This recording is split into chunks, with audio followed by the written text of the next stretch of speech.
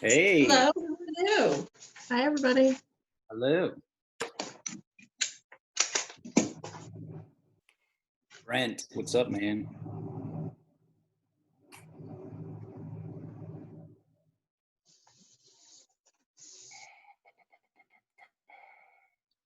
All right, there we go.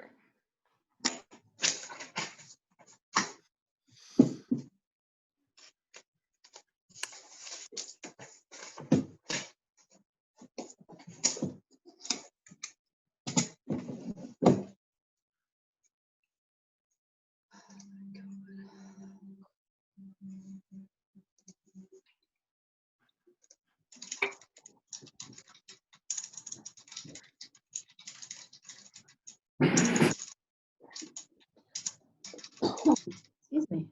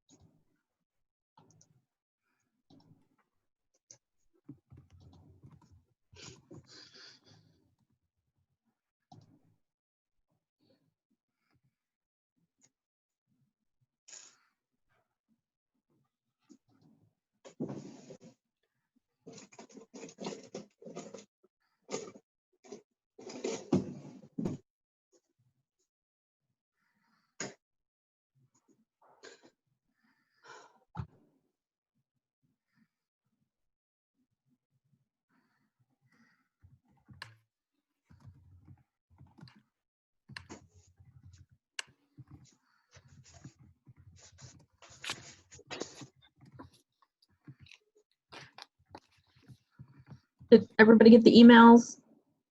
Yes, thank you very much. Okay, good. Yeah, yesterday's power outage interrupted quite a bit, but so thank you for doing that. Sure.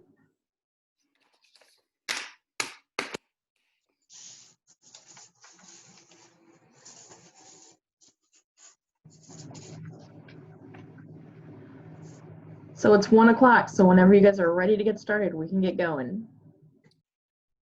I think we're ready to roll, right? I would love that Yeah. if we're good to go. We are good to go. All right. All right. So it is 1 o'clock on August 5th. I keep saying October. And so this is, I think, the last meeting of the Wetlands Buffer Committee before we send this on for its next steps. So we have public comments that that we got from Janelle yesterday. We had public comments that were sent in before the last full meeting of the Planning Commission, and then we got some comments at that meeting. So I think today's task is just to revise as we think will make it successful and present at the August meeting of Planning Commission, and hopefully forward on to Mayor and Council for their consideration in September. So I tried to print out, I somehow clicked on something and made all of the comments that we got from Marty Thompson end up in a Microsoft Word document. And I sent those out to everybody, and I hope that helped. Was everybody able to look at those, and what are your thoughts? Do you want to go over them line by line, or Janelle, what do you think is the best way to tackle what we've got here today? I think since there were a bunch of comments and we've got a couple of things, is just to, you know, if you want to start with Marty's comments and kind of go one by one and kind of look at them and see you agree, disagree, want to make that change, so then I can make those changes. Because then because the comments then that were posted online are also extremely organized, and I don't know whether we should kind of go through what we have and then see where the comments fit in, so that we kind of do it all once rather than. So the comments that came online, the comments we received were from Marty and then from the concerned citizens. Yes. Those are the only comments we have. Yeah. And when I added the concerned citizens comments to the website, Marty's were able to show her comments on the right-hand side, which was a difficulty when they first came through. So yes. So I think the first things on the first page for that were just kind of general information. It really didn't impact the ordinance. Right. On page 2, she had a comment in paragraph D, should be changed to must. Hang on. Okay, so let's get to that. See a problem with that.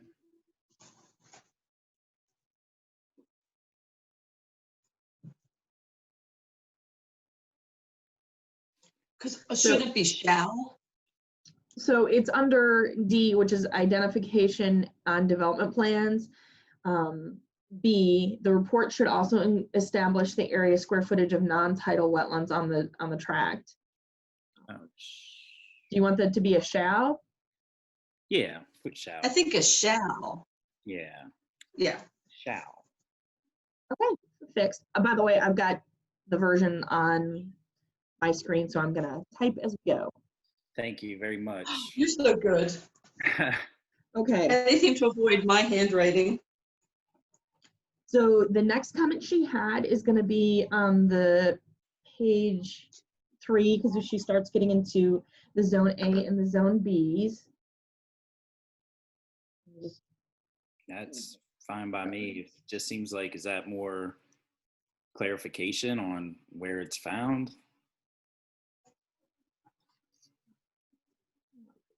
Sorry, I'm just trying to. Yeah. Oh, no, sorry about that. No, I talk out loud, so sorry.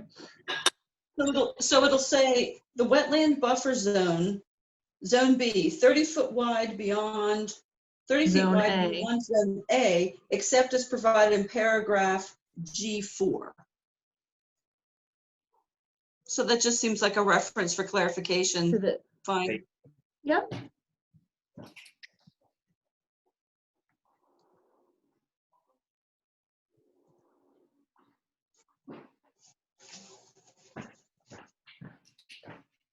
Okay, that's been updated. She had concerns with the listing and regarding invasive species control on the list. She believes So- the way it's, go ahead, go. What seems to me that we're trying to avoid invasive species of all kinds, and we prefer native species of suitable choices. So I'm not quite sure how to say that in the most, the clearest, least wordy way, but I think that I just wrote native non-invasive vegetation. That was what I came up with. Right, because this issue also comes up from the concerned citizens, and I know I'm going to mix them, but they had a concern, because we have it, I'm trying to, Yes. that all buffers that are composed of non-native species should be maintained to minimize non-native species and to encourage colonization from native species. And that goes into the maintenance standards. And to me, Yes. that would go, that also impacts the permitted uses activities, but that's the way I Yes. read it. Does everybody else read it that way, or is there a better way to clarify that? That was the way that I read it. Okay.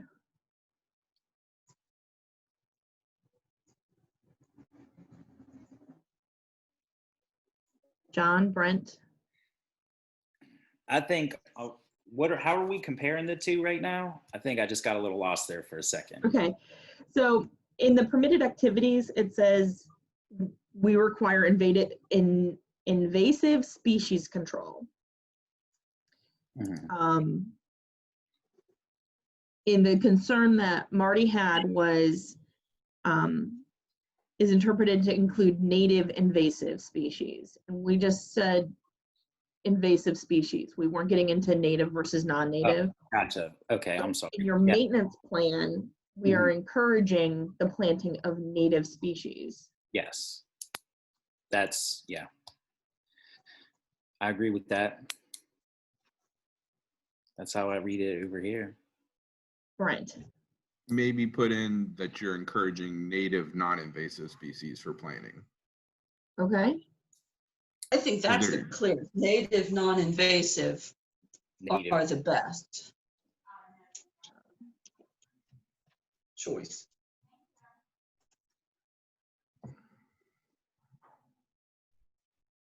That probably clears up what she was concerned about. I hope so. Is she here today? Okay. So let me, native.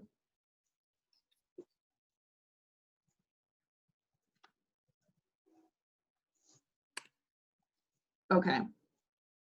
So I think the invasive species control under permitted activity stays, and I think we clean up that in G5.3, that where it now says, because again, the G5.3 is the buffer maintenance and management plan, and it's going to go back to permitted uses and activities in that list. So if we say all buffers that are composed of non-native species should be maintained to minimize the non-native species and to encourage colonization from native non-invasive species. And planting of native woody, I'm going to put in non-invasive species is encouraged in these buffers, because planting of non-native and invasive species is prohibited. Correct. Yes. Okay. Yep. I think it's a good clarification. Okay. Yeah. So then we move on to, let me go back.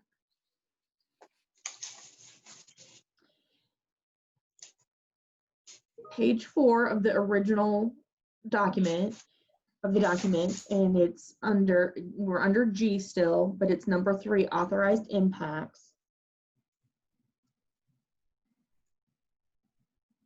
And there's concern that G3B3, that this paragraph belongs in G2 because it relates to where the buffer is, and it does not directly relate to the activities in the buffer.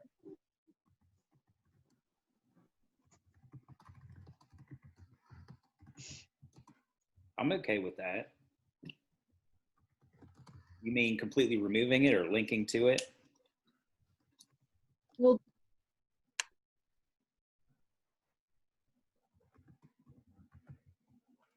Moving it up to G2, do you mean? Well, G2 is really the wetlands buffer zones. So in G3, B3 is the ownership of the buffer. Right. So because I know it's under authorized impacts, but under 3B, it's talking about major subdivision activities.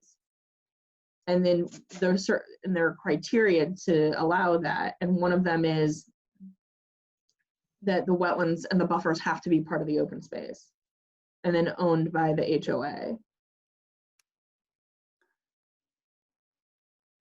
So where do you suggest what do you suggest we do with this?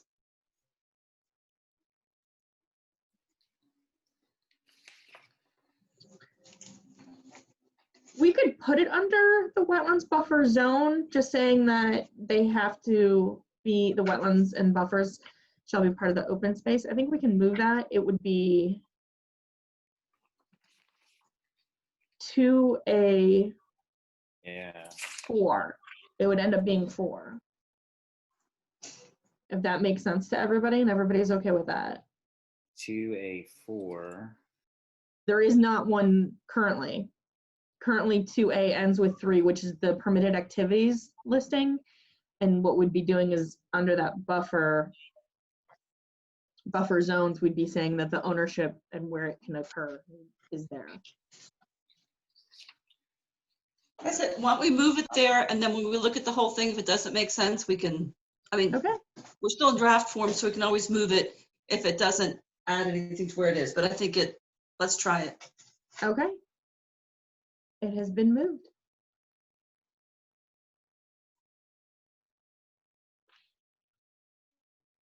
Okay, and then she had a comment about number G4, wetlands buffer with averaging. And then she wanted to change D to something, and it seems to have gotten cut off on my copy.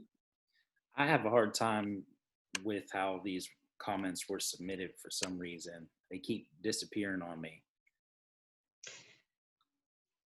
Especially because they're complicated and they're very technical. Right. And a lot of thought went into them, and it's hard when they disappear, when someone's put a lot of effort into something and then you can't get a hold of it. Yeah. I'm back online here with them now.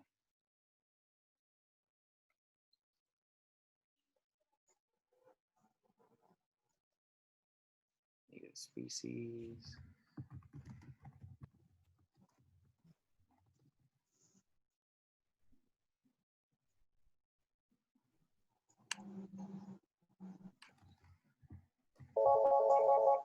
So I'm not sure her concern, because mine just drops off with the width in paragraph G2A1 for zone B may be changed as follows. And I don't have anything after that.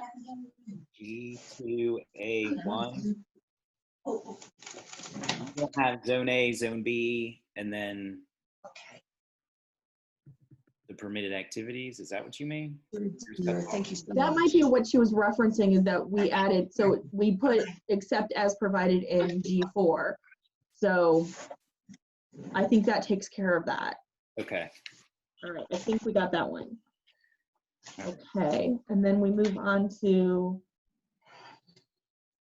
5A3, and she has planting of non-native invasive species is prohibited, and she has prohibited concerns with that. Her concern is that now it implies that native invasive species may not be planted. This is problematic for several reasons. First of all, is the use of the word invasive as to plants refer to non-native species that can displace native species. Next, even though some native species are aggressive and can take over, it is not clear why this would be prohibited. If a native species is very successful, it may outcompete others. I think we just took care of this, to be perfectly honest. So let me go back. Yeah. Okay, let's roll with it. G5B5.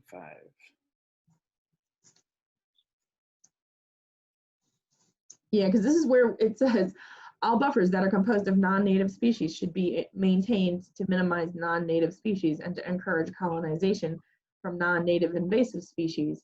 Planting of native woody species is encouraged in these buffers. Planting of non-native invasive species is prohibited. I think that line alone takes care of a lot. Yeah, and I think adding the non-invasive Yes, helped in that line. yes, yes. Okay. And then concern with B, the buffer management plan. It is not clear as to why the or is in maintaining or improving. Perhaps it should be maintaining and, if appropriate, improving or something like that. And then further, must this document be kept? Must the HOA carry out this plan? Having a professional create a new plan periodically would be expensive. So that is in B, where it says all major subdivisions that contain buffers shall be required to submit a buffer management plan and inventory prepared by a qualified professional that describes measures for maintaining or improving buffer. I think we need a word there, but buffer on the site. The community's homeowners association shall be responsible for maintaining the buffer. Well, it's up to an HOA if they need a new plan. And, Correct. you know, at some point when things grow or change, or if a wetland starts to move, they may need a new plan because the situation is different. But these, I think we intend these to be long-term plans and not to ask homeowners to spend a lot of money every year. But these should be, I would think, 5, 10-year, 15-year, 20-year plans. At least, yeah. And I think we did discuss this at one of our previous meetings in town hall. I think this came up in some of our earlier versions of this, and how, you know, because we had discussed concerns of HOAs not following through with a plan. There was a large discussion on this topic, I believe. And I think the concern right, about, and I think, yeah, keeping it pretty simple, but correct me if I'm wrong. no, I remember those discussions. I think also I think we recognize that you might have some area that you don't need to do anything to the buffer. You might have a nice wooded area that works perfectly fine, or others you need to do some type of planting. I think that's why the or is in there. And that's what that professional is going to identify as it's going through that subdivision process, is to put that plan together to determine whether or not plantings need to be added or things that need to be done to address the buffer requirements. well, and I think what I had written after our last meeting was that the inventory would be of trees and plants, and that I had said, you know, maintaining and, if appropriate, improving the buffer on the site, if that makes it any clearer. I think that's a good update if it needs further clarification. Yeah. Okay, so do you want me to add like a 3 stating that the inventory shall be comprised of the existing trees and plants on the property?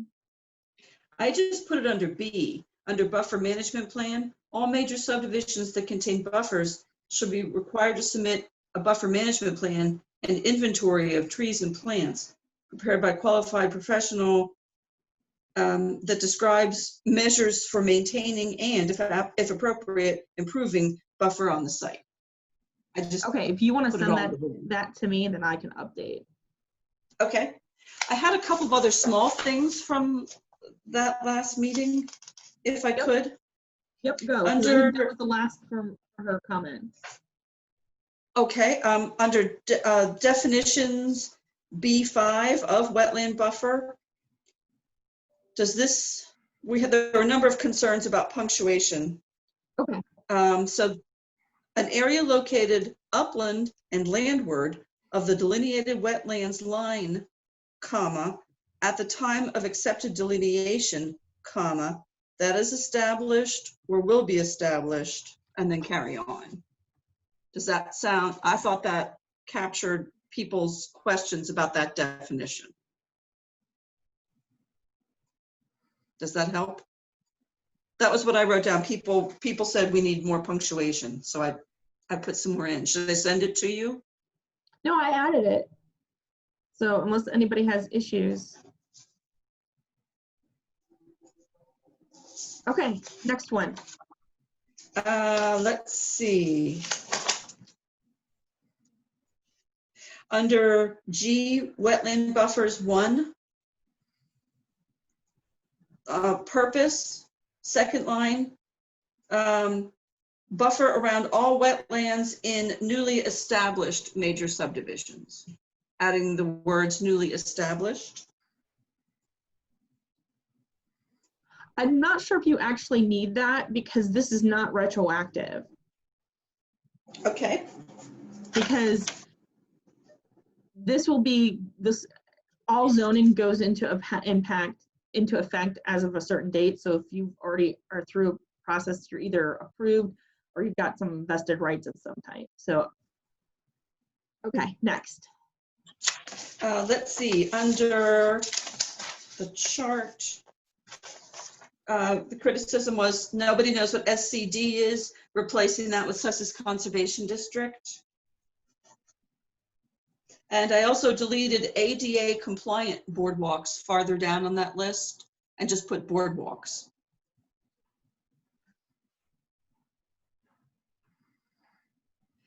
And then below that, small 3 additional regulations. Should that move up before the chart begins? Say that one more time. Sorry, I'm typing as we go. Under, just at the end of the chart, we have small 3 additional regulations. No buffers are required for wetlands to be filled with a valid Corps or DNREC permit. Should we move that to up before the chart begins?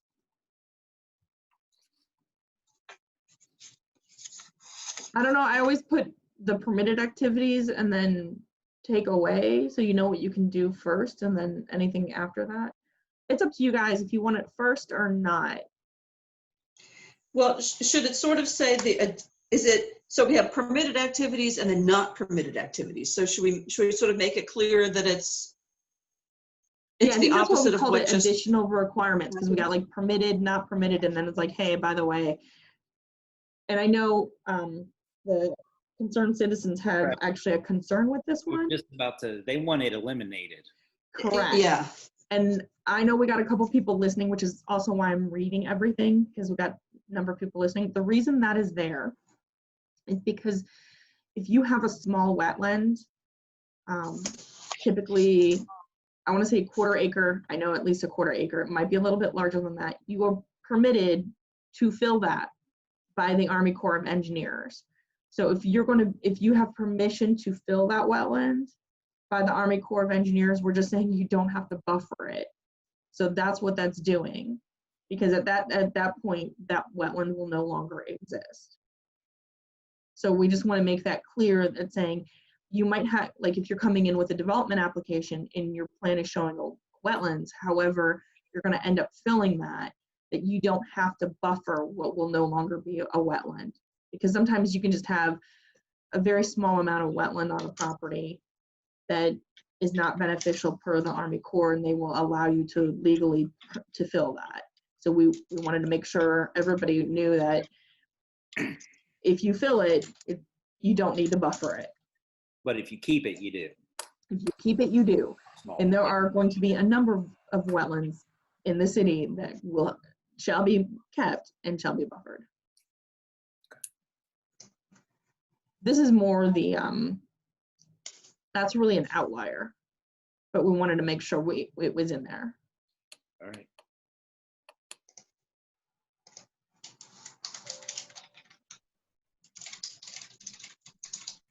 Okay. So you're okay. So are you okay? So it's okay for it to stay there. And do you think, are there any comments or anything? Is everybody comfortable with what that means? Who's listening today? I can't see who's. who's here. We've got a I'm doing couple this of people, and I don't have anything coming in the chat or the Q&A at the moment because I'm keeping an eye on it. Thank you. It is something that catches you and sort of like, wait a minute. So I think it's good to talk about that one. It's a technical aspect of it that you don't think is going to be on this. Right, because I completely understand where everybody's coming from, but it's really talking about the little ones, and they're really going to be your outlier. That was what I had from our last meeting. Okay. So I guess that brings us to the rest of the comments from concerned citizens. Yes. So their first one is they would like the buffer width changed to 100 feet in Zone A and Zone B at 50 feet each. I really thought about this one for a while and went through a lot of our notes and tried to redo some of the research and reading on see if anything new has come out. But my feelings on us choosing the 50-foot was that it would be significant in our area to protect that resource that we're aiming to protect. You know, I think they're looking for 100 feet for areas of heavier land use, areas with greater slopes. Just from what I've gathered throughout my journey with this.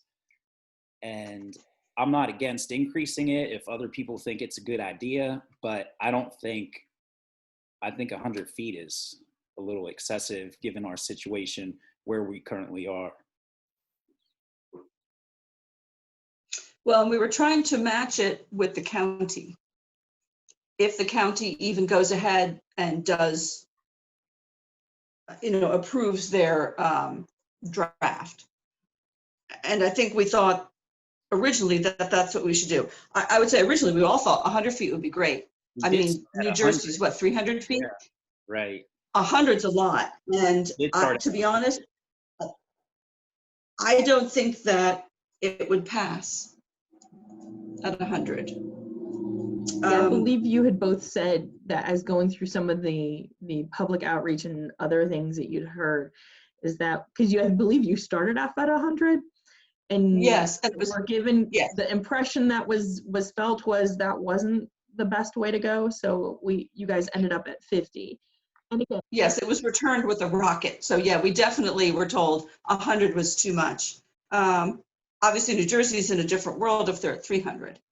So I think that's why we chose what we chose, to try and stay in line with the county. If these kind of parcels are probably going to be currently outside the city, if we stood a chance of competing to get people to annex, we thought it would be smart to stay in line. And right now, this is just the recommendation of the subcommittee. Planning Commission can make their own recommendation. It goes to council. They will also have a public hearing, and then they will have the final decision on the information. And John, you wanted to answer that question? I'm trying to. I didn't know if I had it chatted, but my current situation of diving deep into these comments in all hours of the night and looking up YouTube videos and just immersing myself in this subject, just kind of letting it consume my life for a little bit and trying to make the best decision I can given the information. So that's what I meant, set the record straight on current situation. So trying to become an expert in as best a way as I can for the people. Okay, so are you guys good at leaving it at 50 with the 20 and 30? I mean, I think we would both, at least I would be comfortable saying, if mayor and council would consider 100, we would certainly feel great if they wanted to enlarge it, 75, whatever. 100 would be great. But based on input we had going into this, I don't think they do. But I wouldn't mind saying we would feel that this would be the minimum. And if it could be wider, we would love that. So maybe that's a recommendation or a reason for a vote on the proposal, because I know you guys are going to vote hopefully in August, and when you announce when you make your vote, you can give your reasons, and you could also include that you would like to see it larger, but you were told this was more, I want to say, palatable for the public. Okay. Does that make sense?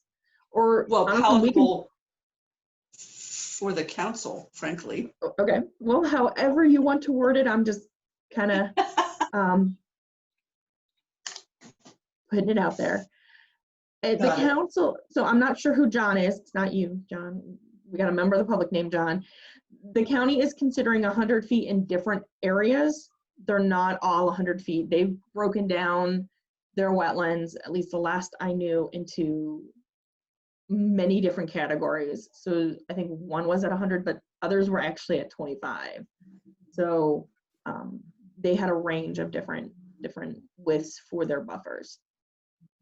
Yeah, I definitely don't think we should go any below 50 at all. Okay. So I'm guessing we're good with what you guys have presented. I know you guys would like to see more, and I think you can kind of encourage that to the council, but you think this is more what is most likely to be adopted, is what I'm hearing. I have no problem. Oh, go ahead, John. I think 50 is a good number for our city right now. I think it achieves the goal of what we're setting forth to do, actually. And I'm also gonna, and I think I've said this many a time, and just so all the public knows, this is something, if it does get adopted and we wanna like revisit it in a couple of years, that's perfectly fine. Ordinances should be looked at every couple of years, staff time available, to make sure that they're doing what they're supposed to be doing. Okay, so their next one, again, it was the limiting the no buffer required, and I think I've explained that as to why we kept that one in there. They had some concerns with G5A3, which was the whole non-native, native, non-native invasive species item, which I think we clarified a little bit, because they had they wanted actually required first encouraged. Encouraged, yeah. We have encouraged and they want required, so that's up to you guys. What's the big impact if we go encouraged versus required? That would be pretty significant, I would imagine. I think there are some non-native species, some non-native, non-invasive species that can be helpful. And I think we don't want to limit that. So we're encouraging that. But I don't think we want to just straight out require, because, and again, depending on what you are, depends on what species types make sense in different places. Because not all trees are going to make, based on the type of the wetland, is it salt marsh, is it tidal, is it non-tidal, you know, the things going on with it. I think there needs to be some flexibility in what gets planted, but that's just me giving out options. I don't mind changing it to require. I guess I think that's one place where, say, our list of 22, you know, we ask that people consider preserving farmland, to which we've actually had applicants say, I'll consider it. No, I'm putting houses on it instead. Next. So if we use encourage or a softer word, it won't happen. So they want planting of native woody species to be required. Sure. I'm okay with that if everybody else is.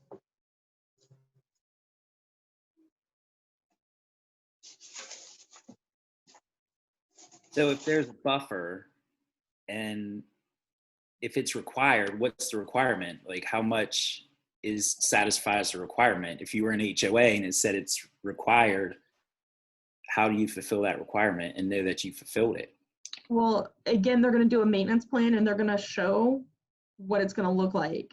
My concern is if we require woody species, if we have farm and it's just a meadow right now, do we really want woody species in the middle of that meadow?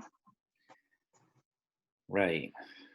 Well, the plan wouldn't, well, so in this place, because sometimes we say woody and sometimes we don't. So in this case, then native, all we're saying is native non-invasive.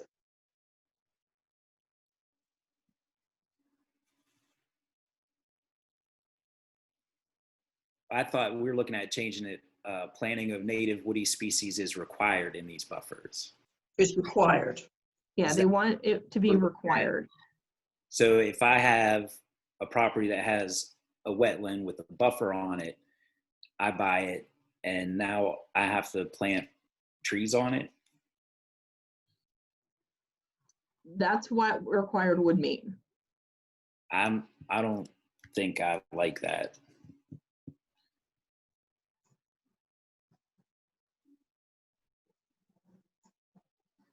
Well, then leave it as it is. Okay. Encouraged. Is there a different? Yeah.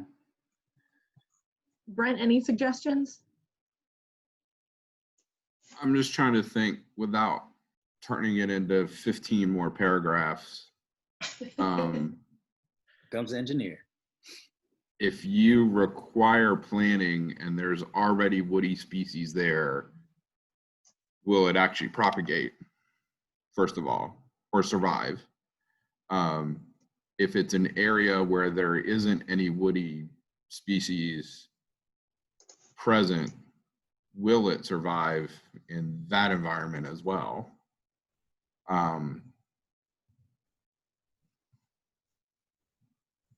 Without setting a hard and fast percentage or coverage or a chart with like associated square foot equivalents for trees planted, it's going to be difficult to require something without it being manufactured. And Sometimes natural is natural. Sometimes when we get involved, it's not as natural as nature intends it to be.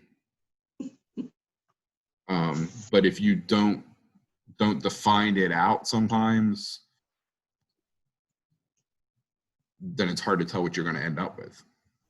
And I think the good thing about this is it's going to be part of the plan that has to be submitted as part of the application. So the commission and eventually council will see it. And if they have concerns, and of course staff will also see it. So if we recognize any concerns, we can note that as it goes through the approval process. Yeah. And there is a comment that says woody species increase the benefit of the buffer. And I think it depends on the type of buffer and type of wetland. Yeah, it depends on what it's adjacent to, how big the non-title is. But if it's already thick with wooded and you're requiring planting, they're going to kick and scream that they don't need to do that, which then comes into question the whole planting plan. Right. And I think if you have like a nice meadow that is going to do that, doesn't really have any trees, does the planting of the trees, one, are they going to survive? And then two, does it then, take away what is already occurring in that area? So I think it's finding that balance, which I think the commission and council will end up having to figure out. Okay. I also think if you put encouraged in there and it's presented to the planning commission for approval and there aren't any present and they don't have any shown, and you say encourage, you can actually require it as part of conditions of approval at that point to put something in there and make it at that point instead of requiring it up front. So if they had a really thick forest that happened to be next to a stream bed or something and wanted to clear some, that may actually propagate better, actually removal instead of requiring planting. And here's hoping that the buffer plan from the specialist is good. And at the end of the day, the planning commission is going to have the first sniff test on it. You know, if they come in and say, well, they're all English oaks and they're invasive species, we're non-native and we want to cut every single one of them down, you know, then you can have the conversation of that. But Yeah, I think right now the encourage just gives everybody a little bit of flexibility.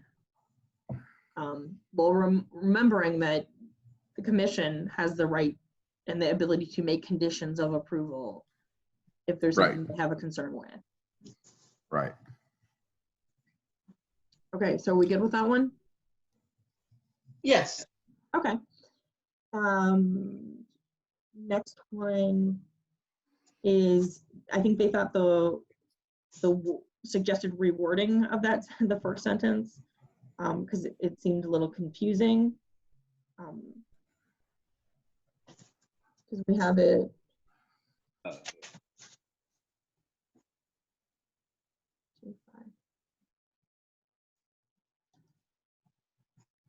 Because they have maintenance of buffers composed of non-native and species should minimize non-native species in order to encourage colonization from native species. I think we fixed that. I mean, I think what we just have is all buffers that are composed of non-native species should be maintained to minimize non-native species and to encourage colonization from native non-invasive species. Yes, it is confusing. It is. It's a lot of nons and natives and species in there. yeah, but it is hard. But we'll have to proofread it carefully before it's finally. Yes. They've asked for clarification in the appendix or a visual representation of the regulation. I agree. I agree. If somebody can draw. I'm trying to put something together to kind of give an idea of what it would look like. So that is being worked on with the understanding that with the buffer averaging, things aren't going to always look like what it's proposed to. You provide an example, basically. Yeah, I'm putting something together. Call Brent. Because I agree. I think everybody agrees that that would be very helpful. And we've got in our definitions, we do have a few line drawings, and it's surprising how helpful just even something very simple is. Definitely agree. Yeah, I'm honestly just working on a simple kind of curved line drawing showing wetland line, buffer, zone A, zone B, and I'll get it back out to you guys as soon as I can finalize it. They had a couple other concerns in G2A2.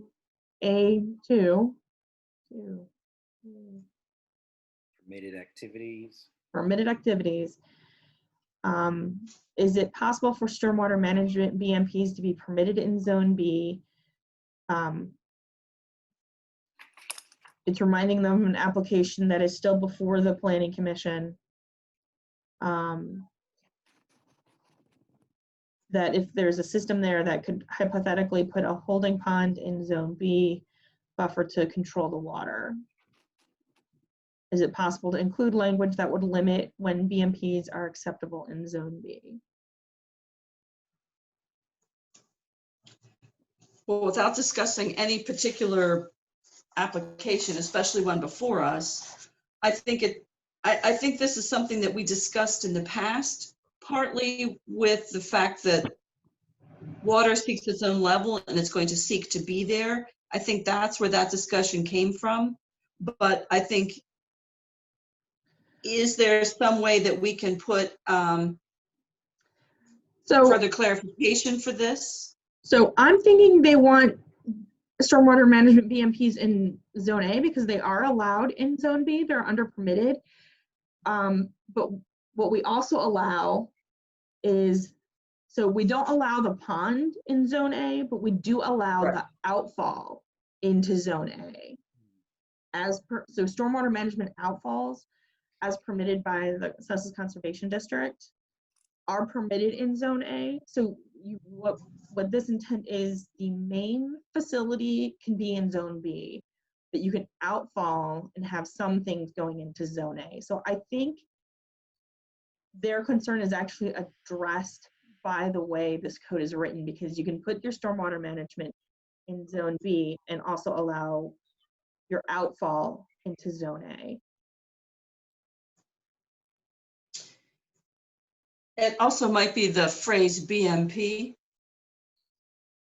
just because that's wide open as to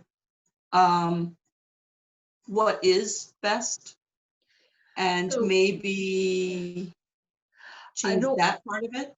No, because I think the conservation district and their regulatory standards, I believe, and Brent can tell me if I'm wrong or not, have kind of a list of what some standard best management practices are. And ones that are typically identified as being appropriate. And I think I saw him nodding his head saying, yes, I was right. So yay, one for me. So I don't think we need to amend that. The issue I have is in their concern, it says when the system fails, there's an assumption that everyone is going to fail at some point. And They're designed trying to not to regulate fail. to that is difficult. Because they're designed to a standard that is supposed to be met. So. Right. And the stormwater will be HOA owned and the buffer will be HOA owned. And with the open space requirements and everything, this gives a little bit. I mean, you're talking a tiny sliver of zone B with stormwater and wetland buffer and averaging. If you took it out of B, they would just go down to zone A and your averaging would be 0 on B and it would still be HOA land. I think what the comment means, and maybe would benefit from, are what are some of these BMPs as listed? Can we include that in this so that people are assured that of what we mean to be put there? So my concern with that is they change as new technology comes up. They continually change, and they're also going to fall under the regulations for the Sussex Conservation District because they have strict rules. Because just for everybody listening, any type of approval has to go through that agency to get approval for the stormwater management, and they're going to work with that agency to get approval for the stormwater management. And if we start listing one, I think, what if we forget one and that's the one that gets used? And what if new ones come up and it's not listed? I think that creates more concern because everybody's going, well, it's in the list or not in the list, even though we could put examples in there and catchphrases say, excluding but not limited to. Right, that's what I was thinking, was included but not limited to, just so that we're saying what we think we're saying, so that if someone were to put some people, I think what they're saying is they don't want a surprise landing there. Well, I think what they're concerned is that it's just going to fail, and I can't guarantee I can only guarantee two things in life, and that stormwater management won't fail over time. If we get a Category 5 hurricane, I can't guarantee, because typically stormwater management is not designed to that. They're typically designed for a 100-year flood, or sometimes a little bit more, depending on where it is, and then the time it takes to get that water out. I just have some concerns about starting to list things. Because people have a tendency to latch on to one or two things when there's so many different types of BMPs. I had the impression they just didn't want extreme. They didn't want us opening the door to the unintended consequence of extreme. That was my impression. And just the question, yes, a pond would be allowed in Zone B because stormwater management, it can be considered a best management practice for stormwater management per the Conservation District and DNREC, which is their regulatory authority. So from an engineering standpoint, just to add on to it, is by the time to build the berm, to go up at 4:1, to put a 10-foot top flat on it and come back down, you're probably not going to physically have any water level within that buffer when you're looking at a profile 3D of things. It'll be the berm holding the stormwater will be in the buffer in Zone B, but the physical pond itself or the water surface most likely will be out. You know, if you did a little rain garden or something, that you almost want to encourage that in the buffer area, because then you've got that symbiotic relationship between the wetlands, the buffer, and the upland.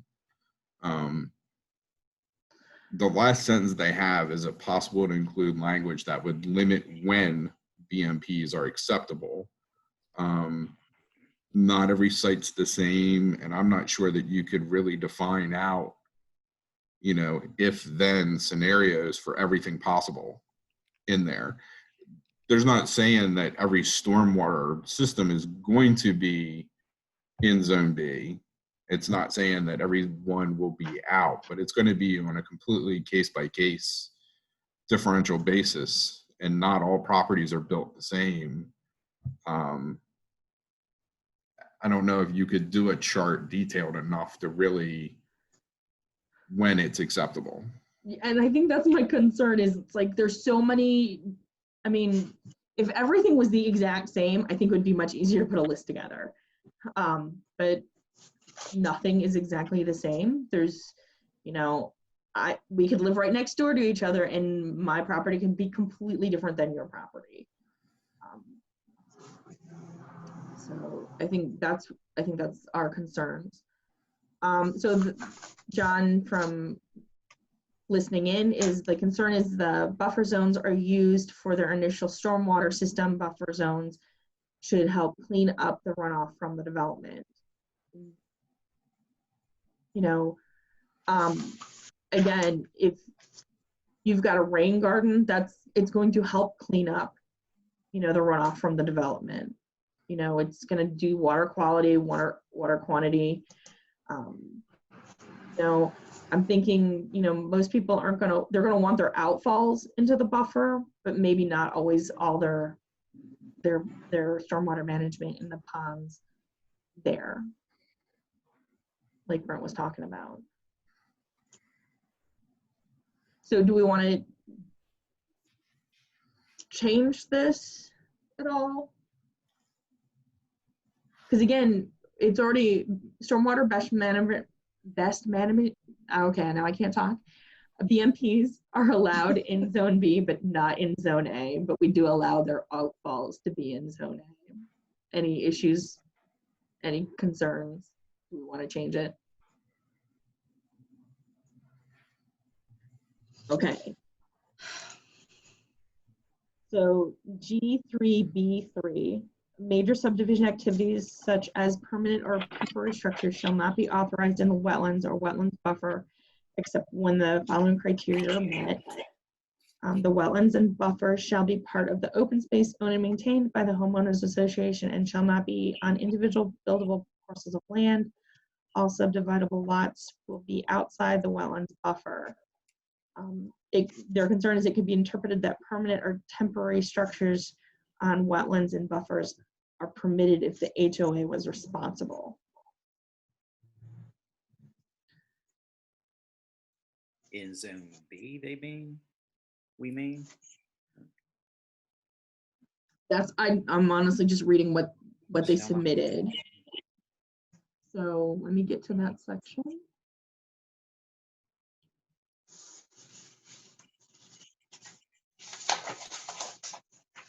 Yeah, I see what they mean, that you could put a temporary structure on the wetlands if you're meeting all those requirements. If it's part of the open space owned and maintained by the HOA, not on individual buildable parcels. I could see that, I think. It's coming across like that.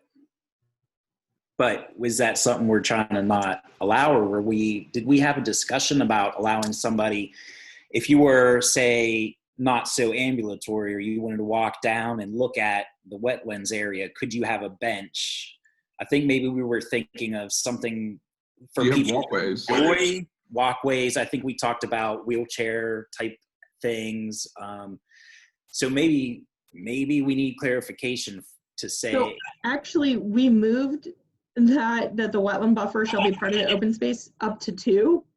So now the only criteria are that the applicant has taken every reasonable step to avoid adverse impact to the wetland and the buffer, and the applicant has provided appropriate mitigation for adverse impacts to the wetland and buffer.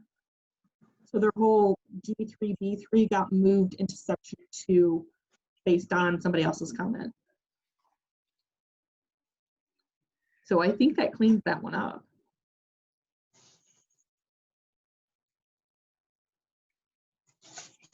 Am I reading that right?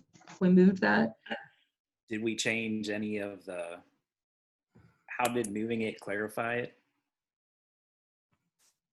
Because I think their concern was that, I think they were reading it as if the HOA is responsible and owns it, then they can do whatever they want. We took that one out and moved it because all we wanted to say was the HOA, the wetlands and buffers have to be part of the open space, and they cannot be physically on somebody's property. So the buffer can't be part of a person's property. But what we are saying is that activities such as permanent or temporary structures shall not be authorized in wetlands or wetlands buffer. So I think if you wanted to put like a bench in or something small like that, Or a gazebo. Yeah. You know, or if you're doing some temporary construction in the buffer to get access to something else, that could be done as long as you're not adversely impacting the wetland or the buffer, and you're taking the appropriate mitigation. Which would be in the plan, right? Correct. Okay. All right. But this would mean the HOA would not be putting gazebos in that area. Correct. They could not put those, you know, Okay. unless they could mitigate it, but it would still have to be part of a plan and shown on a plan somewhere. So that's going Right. through commission. That's also why we went with buffer width averaging, so that the developers and planners could say, all right, you know what, this would be a great spot for a bench, so let's decrease the border here, but increase it up here. So I think that buffer width averaging, hopefully, is a tool that they use in a good, positive way to benefit whatever development is occurring. Right. Okay. And then their last comment was that they support the Center for Inland Bay's research and recommendation regarding wetlands buffer, especially that they'll help water quality, prevent flooding, prevent hazards associated with climate change, and improve the economic value and manage growth. So that's what they had to say. All right, excellent. Do we want to add any of that to our definition? I don't think to the definition of a wetland buffer, but I think our purpose, let me get there.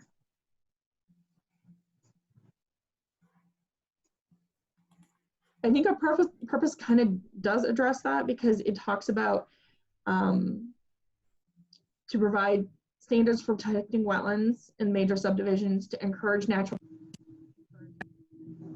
design standards. So I think that we just did it as a bigger picture. Okay. Unless you want to change it, it's up to you guys. No, I think we've done a pretty good job so far. Definitely appreciate all the comments and help along the way from everybody. Yeah, because this was technical and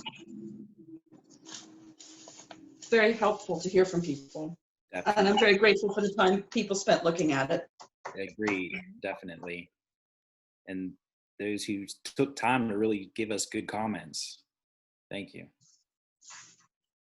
All right, I've been making changes as we go along, so I'm gonna resend those out to everybody. If you guys were good with that, I will repost that to the website. And I'm gonna try and get that example graphic in there as well. Oh, and I have 2 things to send you, Janelle, and I'll do that right now. Yes, please. Just those 2 little things that were too confusing for I me to just didn't say. catch them when I was Well, going through.